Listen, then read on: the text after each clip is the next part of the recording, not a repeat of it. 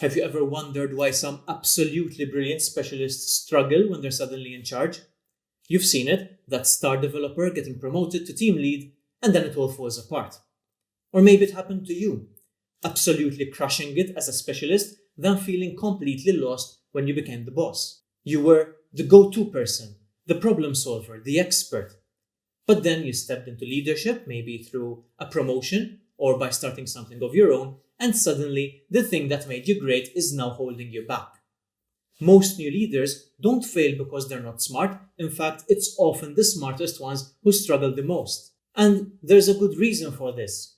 Paul Graham, he's the co-founder of Y Combinator, he put it so well.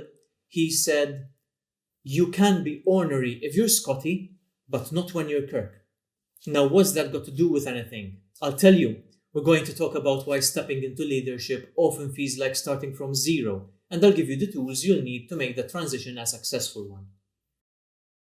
For those of you who might not have caught the Star Trek reference, Captain Kirk is the leader of the Starship Enterprise, while Scotty is the brilliant engineer who keeps the ship running. One leads people, the other masters technology. And this dynamic perfectly illustrates a critical transition point that many professionals struggle with. The skills that make you exceptional at your craft aren't the same skills that make you effective at leading others. Here, Scotty represents the specialist, the technical expert, the craftsperson, the one with deep domain knowledge. What makes Scotty valuable is his technical brilliance, his problem-solving ability and specialized knowledge. And here's the thing about specialists. They can afford certain behaviors that leaders cannot. They can be direct to the point of bluntness. They can be moody or temperamental. Some might even call them difficult, but organizations tolerate these traits because their primary value lies in their output. Kirk, on the other hand, is the decision maker, the leader, the person responsible for the mission's success. Kirk's job isn't to be the best at everything, it's to make decisions, inspire the crew, and take ultimate responsibility. Unlike Scotty, Kirk can't afford to be ornery because leadership isn't about technical output, it's about influence. It's about bringing out the best in others, and people simply don't perform at their best for leaders who are abrasive, difficult, or inconsistent. The fundamental distinction is this: specialists are judged primarily by what they produce, while leaders are judged by what they enable others to produce. The distinction is particularly relevant for entrepreneurs and business owners because most of us started as specialists.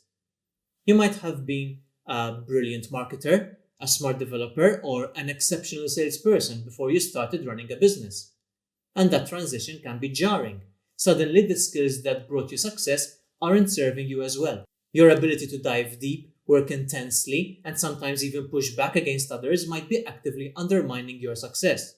I experienced this firsthand when growing my own software house. I was the technical expert known for finding solutions where others couldn't. But when I started building a team, I initially approached leadership the same way I approached technical problems. That is, with intensity and sometimes with impatience. The results were predictable: high turnover, team friction, and a culture that mirrored my worst qualities rather than my best ones. It took me longer than I care to admit to recognize that my specialist identity was actually limiting my effectiveness as a leader.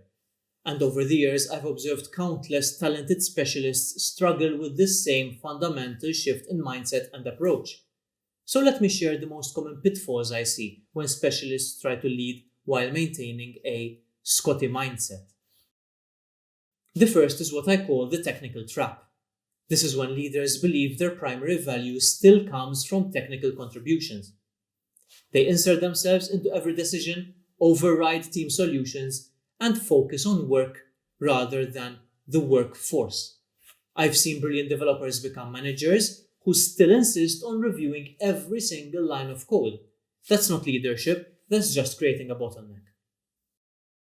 Then there's this obsession with efficiency. When specialists become leaders, they often prioritize efficiency over effectiveness. They'll optimize for short-term productivity at the expense of team development, morale, and sustainability. Yes, you might hit this month's targets, but at what cost to your culture and to your team's growth? Many new leaders are under the misconception that the power that comes with their role is what will carry them through. They believe their position alone commands respect. They think, I'm in charge now, so people will listen.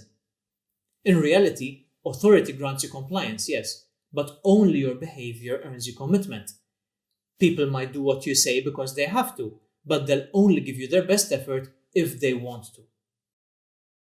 And finally, there's a big shift in communication.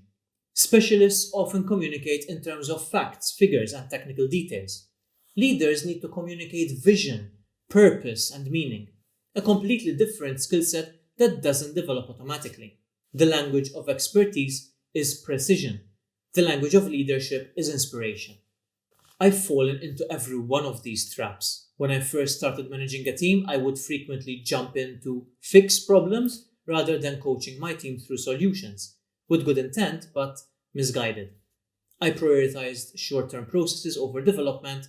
I assumed my expertise would naturally translate to influence. And I was wrong every time. So how do you make this transition successfully?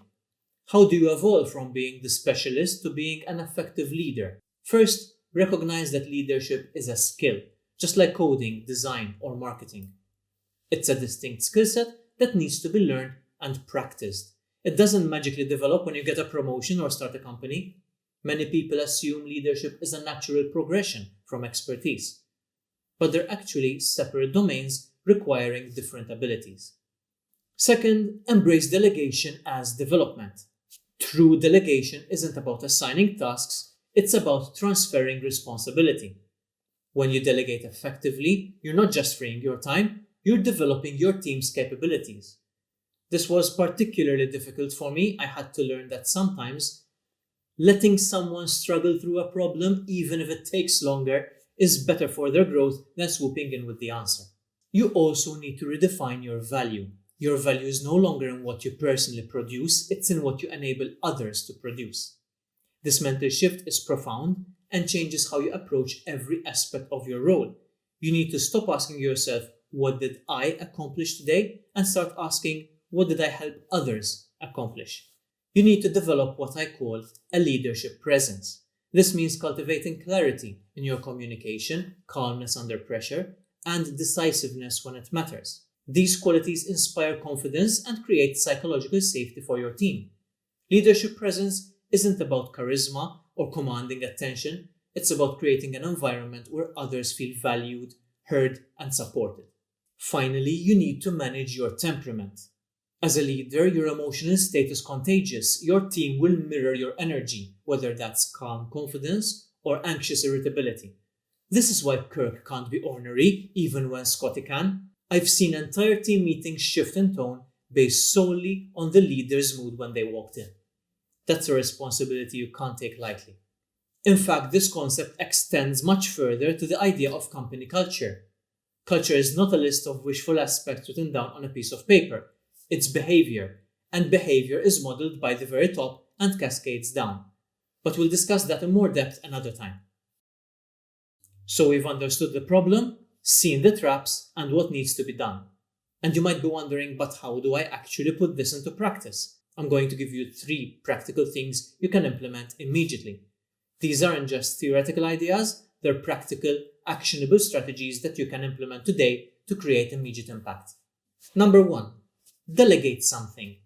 Nothing too complex for both your and your direct sake, but not too trivial either. Identify one meaningful task you're currently handling and delegate it completely. Not just the execution, but the planning and, more importantly, the responsibility for its outcome.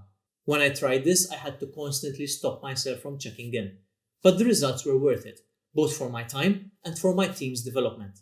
Number 2. Stop responding immediately. Be very meticulous about reining in your immediate response to things, especially if you tend to be critical or dismissive, as many specialists are. Institute a personal rule.